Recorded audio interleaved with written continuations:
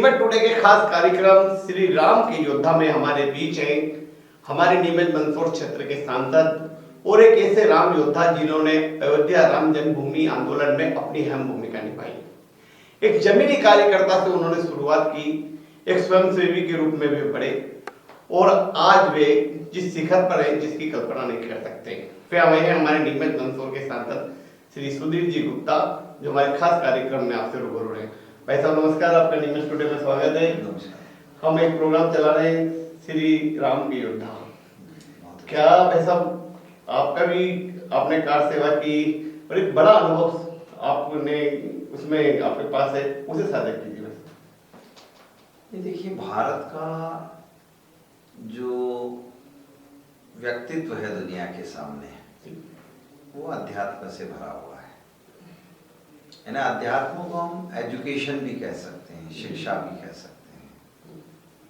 और इसीलिए अगर हम भगवान कृष्ण के जीवन को देखें तो सांदीपनी आश्रम में आकर उन्होंने शिक्षा ग्रहण किया गुरुओं के साथ, और जो टाइप ऑफ एजुकेशन है उसका समाज के हित के लिए काम किया। और हम राम के जीवन को देखें तो वो भी अनुभूतियों से भरा पड़ा है। इसलिए भारतीय जीवन पद्धति में अध्यात्म है, एजुकेशन है, खगोल है, भूगोल है, टेक्नोलॉजी है। नल और नील पर अगर देखें तो दुनिया के सबसे पहले सिविल इंजीनियर हो गए, ब्रिज बना दिया। तो टेक्नोलॉजी, प्रक्षेपास्त्र, इन सबसे हम भरपूर थे। और इसीलिए दुनिया में जब विचार आंदोलन चला, धर्म का आंदोलन चला, समाज जीवन को प्रभावित करने के लिए बहुत नीचे स्तर के या ऐसे कहें कि समाज में जिन्हें मान्य नहीं किया जा सकता, ऐसे तरीकों से भी लोगों को परावर्तित किया। दुर्भाग्य से देश का विभाजन हुआ और जो हमारी साइड रह गया, जो पाकिस्तान की साइड चला गया, तो मन के अंदर ये विचार था कि आखिरकार इन बर्बर जातियों ने भारत पर आक्रमण क्यों किए। तब ऐसे कई चिन्ह ध्यान में आए, उसमें से राम जन्मभूमि एक है। राम हमारा जीवन है, हमारा आदर्श है, हमारी आचार पद्धति है, हमारी सभ्यता के चरम पर है। और इसीलिए लोगों के मन में था कि वो हमारा स्थान है और उस स्थान को हमें जो सनातन से चला आ रहा है उस तरीके से विकसित करना था। संघर्षों का दौर प्रारंभ हुआ, योग संयोग से गए, हम सब युवा थे और ये दौर प्रारंभ हो गया था। अध्यात्म की तरफ से युवा लोगों के मन वापस ठीक से जाने लगे। ऐतिहासिक गंगा यात्राएं, देश भर में निकलने वाले कावड़िए, ऐसे दीवानगी थी। और उसी दीवानगी में राम जन्मभूमि का विषय सबके सामने था। हमें भी लगा कि संघर्षों के दौर में जनता के मन के भावों को आगे बढ़ाने का ये अवसर है। तो मैं, हमारे जगदीश देवड़ा जी, 90 में हम सब लोग सुवासरा से ट्रेनों के माध्यम से गए और राजस्थान बॉर्डर पर हम उतार लिए गए और फिर वहां से हम छुपते छुपाते पैदल और अयोध्या की तरफ कूच करने लगे। मैं और मेरे जो साथी लोग थे वो इटावे में चंबल नदी पार करते हुए हम पकड़े गए और इटावा के पहले तो पुलिस थाने में रखा। रात हमने वहीं बड़े उनके गंदे व्यवहार के बीच में गुजारी थी और अंततः हमें जिला जेल में ट्रांसफर दे दिया। इटावा की जिला जेल इटावा की जिला जेल से वहाँ निकट जो सेंट्रल जेल थी, हमें उसमें ट्रांसफर दिया और वहाँ से हमको और स्पेशल जो इन्होंने ओपन जेल्स बनाई थी, जो चारों तरफ से पुलिस प्रोटेक्शन थी, वहाँ इन्होंने डाल दिया। 90 का दशक था, संघर्षों का दौर था और पुलिस का मुलायम सिंह के राज में गोली चालन था। ये बर्बर अत्याचारों का दौर था, लेकिन वो दौर ऐसा था कि जिन गांव से हम निकले, मुझे जहां तक स्मरण है, एक भी गांव ऐसा नहीं बचा कि जहां भूखे रह गए हों। हजारों कार सेवकों के लिए गांव के गांव उमड़ पड़ रहे थे। अगवानी के लिए, स्वागत से पुलिस के बर्बर अत्याचार के खिलाफ जनता खड़ी थी और कार सेवकों को अभूतपूर्व तरीके से आगे के गांव का सही दिशा बताने का काम लोग करते थे। जनमानस का ये जुड़ाव आंदोलन के रूप में था और मैंने उत्तर प्रदेश की धरा को पहली बार डगर डगर पांव पांव कई कई सैकड़ों किलोमीटर हमारे ग्रुप के ग्रुप रोज चलते थे, नेक्स्ट पड़ाव पर रुक जाते थे, गांव में रात काट लेते थे। तो वो जो रोमांचकारी दृश्य था, उस दृश्य में जंगलों से लेकर नदियों तक के रास्ते थे और मेरे सहित ऐसे हमें हजारों लोगों के दर्शन का लाभ मिला, जो प्रत्यक्ष गए और जो अप्रत्यक्ष थे वो भी बड़े खुलकर थे। आज उसका परिणाम देखने का अवसर आया है। ये सच है कि जो सनातन है वो कभी मिटता नहीं है। देखिए जितने धर्म की आंधियां चली वो आई बर्बर तरीके से आई, परावर्तन हुए, लोगों के धर्म स्थल तोड़े गए, लेकिन हम जिस आइडियोलॉजी से या यूं कहें कि जिस धर्म से जुड़े, वहां तो धर्म यानी ड्यूटी होता है। और राम के जीवन के काल को हमने देखा। आज जब हम अपने पुरखों से सुनते हैं कि जब भगवान आते हैं तो बहुत सारी चीजें सुधर जाती है। देश में हम देख रहे हैं स्वच्छता एक आंदोलन के रूप में है आज, यानी प्रभु आने के पहले सफाई देश में हो गया। सही बात। और गरीबी से लड़ रहा है देश और अपनी उन्नत तकनीकों का पुनः उपयोग कर रहा है। देश अपने गरीब भाइयों को आगे ले पा रहा है। कई ऐसे मिशन चालू हुए जिसमें देश का दुनिया के सामने बेभूषाली दौर आया है। हमारे विदेशी मुद्रा भंडार, हमारे स्वर्ण भंडार, हमारे जन जन के बीच पहुंचाने के सिस्टम, इंफ्रास्ट्रक्चर, हमारे डेवलपमेंट, हमारे पेयजल के प्रबंधन, हमारे लोगों के राशन की व्यवस्थाओं से लेकर एजुकेशन तक, चाहे लॉजिस्टिक सिस्टम देखें, चाहे ट्रांसपोर्ट सिस्टम देखें, यानी हर चीज में भारत अपने उत्पादों को बढ़ाने से लेकर सब में आगे गया है।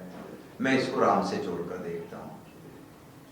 मुझे अच्छा लगा कि उस व्यवहार में जो समाज चाहता था उसमें एक कदम मेरा भी था और मेरे साथ ऐसे हजारों लोग थे।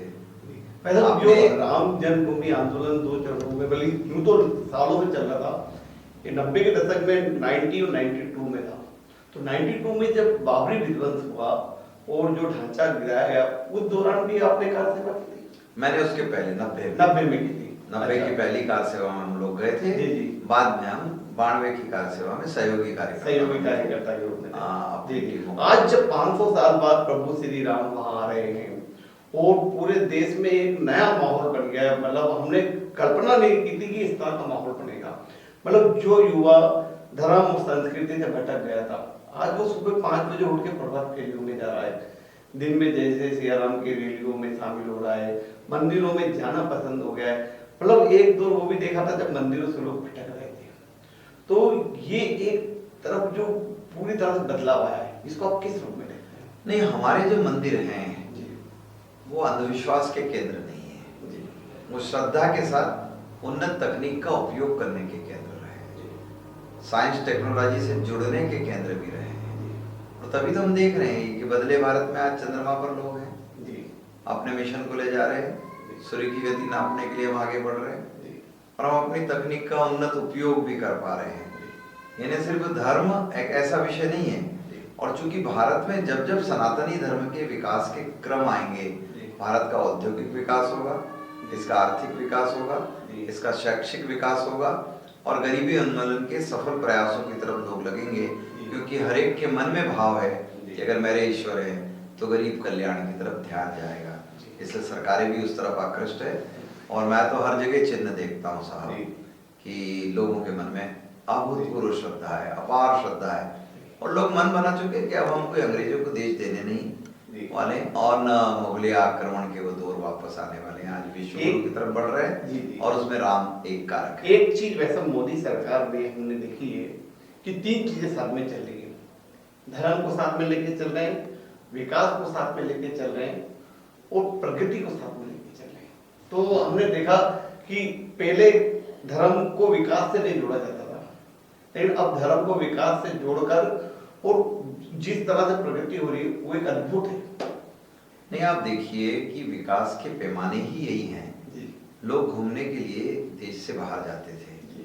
आज मुझे आप आश्चर्यजनक लगा कि एक दिन में 31 और 1 जनवरी की डाटा उठाकर देखो, अकेले उज्जैन में 10 लाख से अधिक, तो वहाँ का रोजगार, वहाँ की होटलिंग बिजनेस, वहाँ के ऑटो रिक्शा से लेकर लोगों के लाने ले जाने के प्रबंधन, वहाँ के भोजनालय, जी जी, सभी में तो जॉब क्रिएट हुए जॉब ना। क्रिएट हुई, सही बात। और इसीलिए उत्पाद की उन श्रेणियों को नजरअंदाज नहीं किया जा नहीं, सकता था। सही बात। जी जी, अच्छा मतलब एक और चीज है कि राम मंदिर को लेकर जिस तरह से माहौल है, विपक्ष कटाक्ष कर रहा है और उन्होंने निमंत्रण अस्वीकार कर दिया है, लेकिन कांग्रेस भी एक अभियान चला रही है कि हम जाएंगे लेकिन प्राण प्रतिष्ठा के बाद जाएंगे, तो क्या इसे ढोंग माना जाए? नहीं, देखिए एक बात सुनो, इस पर प्रतिक्रिया क्या देना है, क्योंकि हम तो प्रारंभ काल से ही जानते हैं ना, और उससे पूछना भी क्यों है। निमंत्रण दिया, उसके लिए मैं तो धन्यवाद ही दूंगा कि जिन लोगों ने निमंत्रण दिया। अब उसमें से आप कुछ भी अलग बहाने निकाल कर आप आगे जाओ पीछे जाओ तो किसी को इनकार नहीं है। कार्यक्रम है, आपने कोई कार्यक्रम रखा और मैं पीछे से आया तो मैं तो आ गया। आपकी श्रद्धा, आप जनता को बताओ, लेकिन जनता ये देख रही कि आपका नियत क्या है।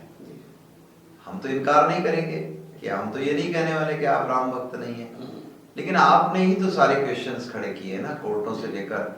आप ही तो विवाद के कारक बने हो ना, आप ही तो रोकने की बाधा के कारक, और आज भी आप कमियां ही तो ढूंढ रहे हो ना, और आपके पास उत्तर नहीं है। आपको चांस मिला, इतनी बार चांस मिला, एजुकेशन से लेकर इंफ्रास्ट्रक्चर पर काम करने का, नहीं कर पाया, फेल रहे। अब यहाँ बहाने ढूंढने का मूल कारण है कि आप उन जातियों में वोट टटोलने के लिए काम कर रहे हो जो शायद राम विरोध में आपको ढूंढ रही है। इसलिए मोदी जातियों की बात की तो मोदी जी का ने राहुल गांधी की जो ओबीसी वर्ग कार्ड खेला था उसका जवाब दिया कि हिंदुस्तान में केवल 4 ही जातियां हैं, किसान है, बेरोजगारी है, गरीबी है। देखिए एक बात है कि आप जाति को चिन्हित करोगे तो एक बात तो है कि किसान सबसे बड़ी जाति है। आप जाति को चिन्हित करोगे तो ये बात तो तय है कि महिला सबसे बड़ी जाति है। आप जाति को चिन्हित करोगे तो ये बात तय है कि युवा सबसे बड़ी जाति है, और जो सबसे पीछे रह गई वो जाति गरीब जाति है।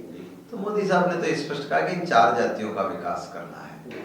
अब आप इसमें किसे लड़ाना चाहते हो?